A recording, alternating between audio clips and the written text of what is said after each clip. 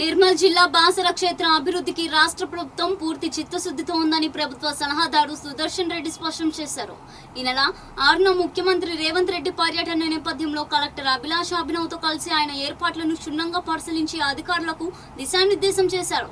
జ్ఞాన సరస్వతి అమ్మవారిని దర్శించుకున్న అనంతరం ఆలయ అభివృద్ధి పనుల శంకుస్థాపన స్థలాలను పర్యవేక్షించి భక్తులకు అసౌకర్యం కలగకుండా పకడ్బందీ ఏర్పాట్లు చేయాలని సూచించారు. దేశం నలుమూలల నుండి వచ్చే భక్తులకు మెరుగైన వసతులు కల్పించడమే లక్ష్యమని ఈ పర్యటనను విజయవంతం చేయాలని ఆయన పిలుపునిచ్చారు.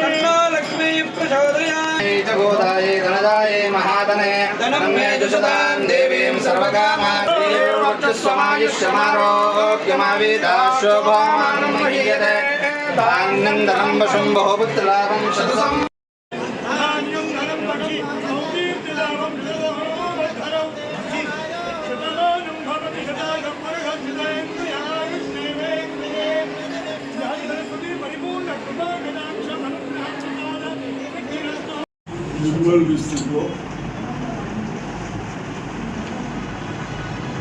బాసర్లో పురాతన టెంపుల్ ఇదైతే మనమందరం మంచిగా చదువుకోవడానికి కానీ విద్యావంతులై తెలివితేటలతో పని చేసుకునే విధంగా చిన్న పిల్లలను కూడా తీసుకొచ్చి మనం శ్రీకారం చేస్తాం. ఫస్ట్ ఇవన్నీ చేస్తూ ఉన్నాం. కానీ గతంలో చంద్రబాబు నాయుడు ముఖ్యమంత్రిగా కొంత డెవలప్ చేసింది, చేసిన దాఖలాలు దాన్ని దృష్టిలో పెట్టుకొని వచ్చిన భక్తులకు కానీ ఆ సదస్సులకు వచ్చినప్పుడు ప్రశాంతంగా అన్ని విధాలుగా సౌకర్యాలు ఉన్న ఉద్దేశంతో మన ముఖ్యమంత్రి గారు రేవంత్ రెడ్డి గారు ఒక ప్రణాళిక చేపట్టి దాన్ని ఏ విధంగా చేస్తే బాగుంటుందనే ఉద్దేశంతో 2 ప్లాన్స్ తీర్పించడం జరిగింది. దాంట్లో భాగమే all sides roads, 3 sides road విధంగా రోడ్స్ వెళ్తూ ఉండేటట్టు, గుడిలో ఎక్కడ కూడా ఏమి లేకుండా అంటే బాగుండేటట్టు, షాపులు కూడా అవన్నీ లేకుండా ప్రశాంతంగా ఉండేటట్టు కావాల్సిన మనము టెంపుల్స్ ఎలా ఉన్నారో దాని ప్రకారం చూస్తూ మన ప్రపోజల్ చర్చలు జరిగింది. దాన్ని దృష్టిలో పెట్టుకొని మరి ముఖ్యమంత్రి వచ్చిన వాళ్ళకు సౌకర్యాలు డిఫరెంట్ దేవస్థానాలు కూడా మన వచ్చిన వాళ్ళకి సౌకర్యాల బట్టి తీసుకొని కట్టించాం. అవన్నీ ఎవరి కొరకు కట్టించాం? ప్రజల కొరకు కట్టించాం. మనం ఎవరి కొరకు చేస్తూ ఉంటాం? ప్రజల కొరకు చేస్తాము.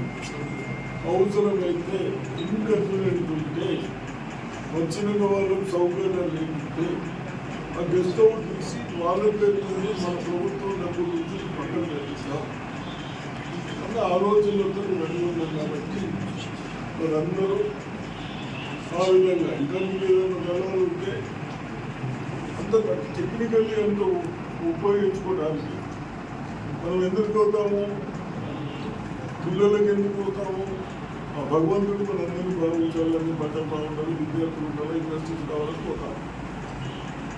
అటువంటి దేవతలను మళ్ళీ ఎక్కడ కూడా మనం తప్పు లేకుండా ఉపయోగించడానికి చేస్తా ఉన్నాం కాబట్టి తప్పనిసరిగా ఎక్కడ కూడా ఏదన్నా గెస్ట్ హౌస్ చూసినా తప్పనిసరిగా వాళ్ళ పేరుతోనే పక్కన మంచి గెస్ట్ హౌస్ లేకపోతాం, నాలుగంటే మంచి గెస్ట్ హౌస్ లేకపోతాం.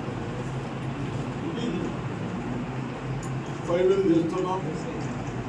అదేవిధంగా 6th రోజు మరి ముఖ్యమంత్రి గారు వస్తూ కేవలం ఫౌండేషన్ వేసి ఏదైతే మనం 99 డేస్ ప్రజాపాలన పెట్టుకున్నామో దాంట్లో భాగంగానే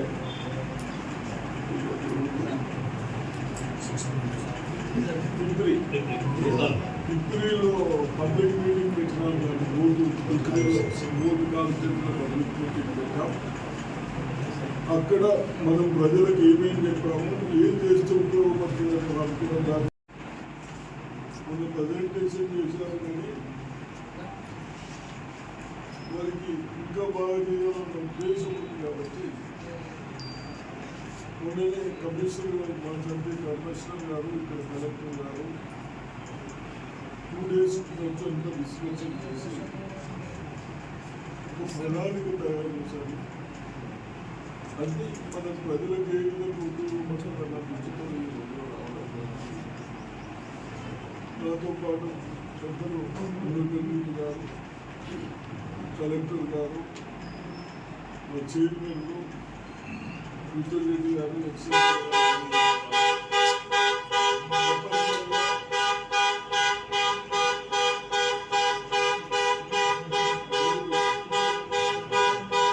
తప్పనిసరిగా 6th రోజు ఫౌండేషన్ ఇస్తా ఉన్నారు కాబట్టి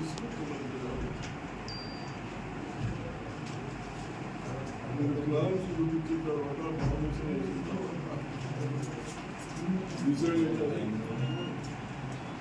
మరి మనందరికీ ఇప్పుడు కూడా నిన్న నుంచే హైదరాబాద్లో ఎక్కడ ఏం ప్రాబ్లమ్స్ ఉన్నాయని సమస్యల పైన ప్రతి గ్రామానికి అధికారులు కన్సల్ట్ నాయకు వెళ్ళి ఆ ఊళ్ళో ఏం ప్రాబ్లమ్స్ ఉన్నాయి, ఏం సాల్వ్ చేసినా ఇంకేం సాల్వ్ చేసేది ఉన్నాయని డిస్కషన్ కొరకు మనం 1-2 రోజులు కాదు 99 days పెట్టినాం కాబట్టి ఆ తర్వాత ఫస్ట్ సరస్వతి గురించి వచ్చి వాళ్ళు దర్శనం చేసుకున్న తర్వాత మరి అక్కడికి పోవడం జరుగుతుంది. కాబట్టి తప్పనిసరిగా మీకు అందుబాటులో ఉంటే నిర్మల్ వాళ్ళు కూడా బోర్డు కాల్ తీసుకురావాలని రిక్వెస్ట్ చేస్తాను.